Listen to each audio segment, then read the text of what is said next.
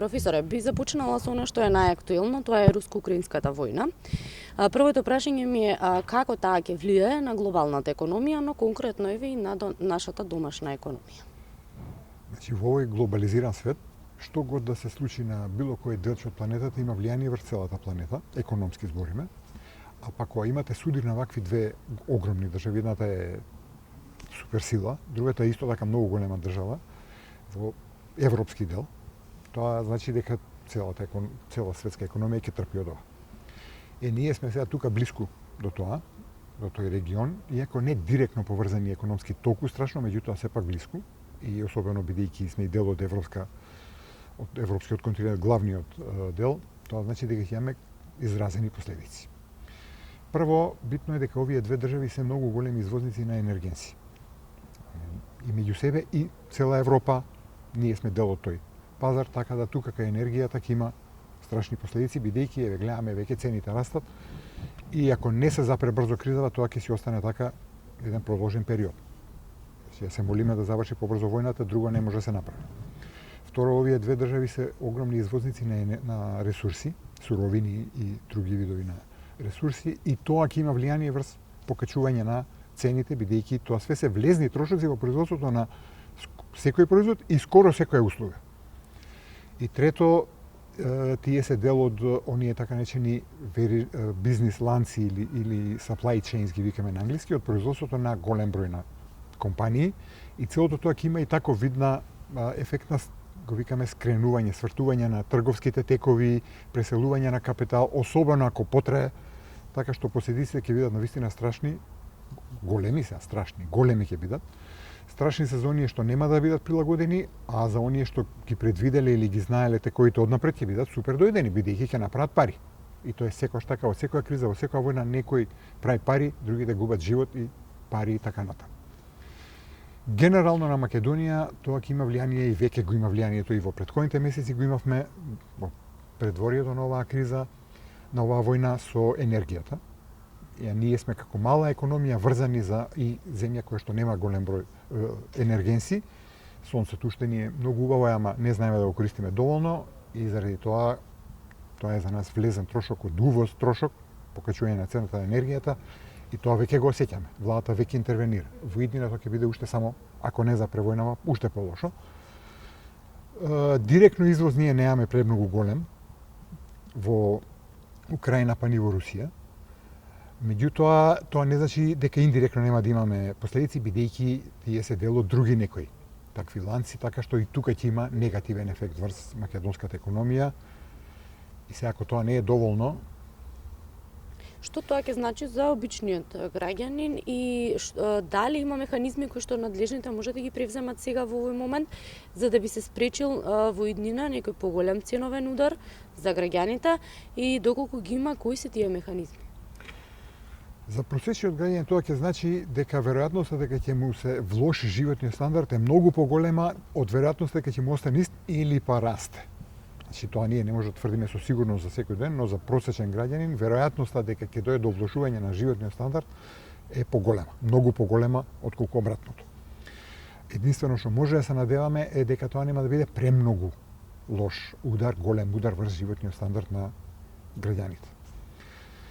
Владата може секогаш да презема некои мерки и владата треба да ги презема тие мерки, меѓутоа она што мене ме плаши е дека просторот за таквите мерки е во многу голема мерка ограничен. Прво, затоа што оваа криза доаѓа после веќе 2 годишна здравствена криза од пандемијата и ова одесенава продолжената енергетска криза. И владата цело време реагираше со тие пакети мерки, те на компании за заштита на работни места, те на луѓе за овие посиромашни граѓани за заштита на животен стандард, те со намалување на цени, акцизи, замрзнување, значи веќе е тој континуитет од 2 години и веќе и ресурсите на владата за интервенција се на крај. Задолженоста на овој период исто така порасна заради овие претходни кризи, така да и задолженоста е на горна граница. Покрај тоа што има и втора зафрканција тука, лоша работа, што во услови на војна не се позајмува од меѓународен пазар на капитал. Затоа што каматните стапки ќе бидат неверојатно. Сега ризикот е голем, тој се додава на нормалната каматна стапка и тоа не се позајмува едноставно сега. Домашниот пазар на капитал е прилично стеснет. Така што владата нема премногу ресурси за да може да помага и тоа помагање би било не символично, ама нема да до крај да може да спаси ситуацијата. Да се намалуваат давачки во смисла на акцизи на некои производи и така натаму, за да не растат многу цените, е исто така невозможно да се прави, бидејќи буџетот мора да се полни, бидејќи има обврски за одржување тековната негова ликвидност и нормално работење на нашата економија. Што значи тука се мерките многу ограничени. Она што владата мора да го одработи, тоа е прво да одржување колку што може по добро на макрофинансиската стабилност. Значи да нема огромна инфлација, хиперинфлација, да тоа се спречи. Има начини како тоа се прави, со тоа што ние треба, ако стварно се продолжи кризата и дојде до многу големи ценовни удари, да прифатиме дека ќе има рестриктивни мерки на монетарната политика. Не толку на фискалната, на монетарната, иако и тоа нема да има преголем ефект, бидејќи е увезена инфлацијата. Она не е произведена од домашни преголема потрошувачка, туку од увозно високи цени. И тука и таа политика е ограничена, но сепак ако продолжи кризата. Сепак, макрофинанска стабилност одржување, колку може повеќе и, второ, она што и следи на државата, да им помогне на оние што се инфериорните групи на граѓани, ранливите категории на граѓани, зашто кај нив нема друго. Тоа е солидарноста наша која треба да си продолжи. Другите граѓани, остатокот се оние кои што ќе бидат сами се снаоѓаат. И ние еднаш треба да го поставиме прашањето, мисламе добро, што многу малце го дискутираме во државата, ние секогаш викаме кај државата ми помогне. Сега е прашањето чека, можеш ти да ја помогнеш на државата? И тоа е прашање. Споменавте рестрикции, какви рестрикции би се вовели? Не, тоа така се вика генерално рестриктивна монетарна политика се вика. Не значи рестрикции на струја и на ово. Не, тоа е рестриктивна. Нема да има ефтини кредити, ќе растат полека, ќе се качуваат каматите стапки, ќе растат цените, со тоа ќе има инфлација, па ќе мора да се делува антиинфлаторно. Тоа е све заедно се вика рестриктивна монетарна политика. Стегање на каишот. Да. И тоа не е пријатно, бидејќи очекувањата на граѓаните и на фирмите се да има раст. Тие услови не дозволуваат раст и ние тоа треба го прифатиме. Тоа е тој дел на пад на животниот стандард на граѓаните или во најдобар случај стагнирање. Не дека рестрикции ќе има на нешто, јас се надам дека до тоа ќе нема да биде. Иако ако се нарушат оние ланци на добавување на разни елементарни производи, може и тоа да дојде, ама не дај Боже. Значи тоа се оставя како веројатно последна варијанта од сето. Последна варијанта. Мислам дека и Европа нема да го дозволи тоа, меѓутоа дека нема да има ајде ќе трошиме сега и убаво време, не.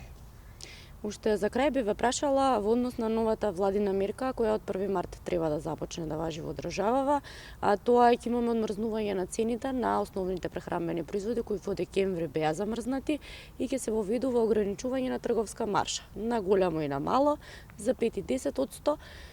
Што смислите што ќе донесе оваа мерка конкретно за граѓаните? Ќе биде ли онака како што надлежните тврдат дека ќе имаме пад на цените на тие производи или пак можеби напротив ќе имаме раст на цените? Не мислам дека ќе има пад и она што е исто така битно не мора да биде на цените на баш на сите производи. Зависи од случај до случај, од производ до производ. Што е разликата меѓу двете мерки? Ограничување на цените е најадминистративна мерка што може да се преземе. Значи владата ви одредува цена, ја замрзнува и тоа е таа чисто административна мерка, тотално не пазарна и таа е може само многу кратко време се употреби, кај нас еве беше 2 месеци. Ова замрзнување на маржите е под варијанта на таа поблага мерка е, особено заради тоа што во нашиот случај, како што е оваа инфлација, значи цените растат на светски пазари и тука Македонија ништо не може да направи. Оние што ги увезуваат полупроизводи или готови производи, тие цени на светски пазари им се нив дадени, кога растат. Идејата на ограничување на маржите е да не ги злоупотребуваат можностите некои трговци на во тој хаос на растење на цените да ги зголемуваат и маржите многукратно за да бидат кризни профитери. Ќе се спречи тоа. Но ако цените во европскиот, ајде да не збориме светските пазари, растат, тие ќе растат и кај нас, бидејќи ние тие го везуваме. Ние не можеме ништо да субституираме од тоа домашно да произведуваме, не дека и тоа би било пожелно, ама еве во даден случај не можеме.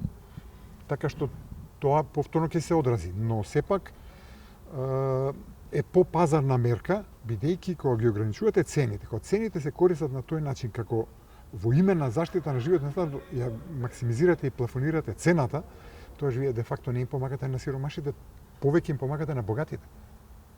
Повеќе им помагате на богатите кои што сега расте цената, он има пари, плати си ја цената. Зашто да ја плаќа некој друг преку други непазарни механизми? Вака тие што немаат, еве ви социјална помош, да не ви падне скроз животниот стандард, а тие што имаат повеќе пари, ќе треба да се направат преориентација на своето потрошувачки преференции, ги викаме. Растат цените, нема да идеме на годишен одмор оваа година, или ќе идеме поблиску.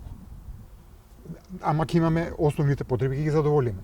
Тоа е тоа променување кое што зашто па да ти го субституира владата.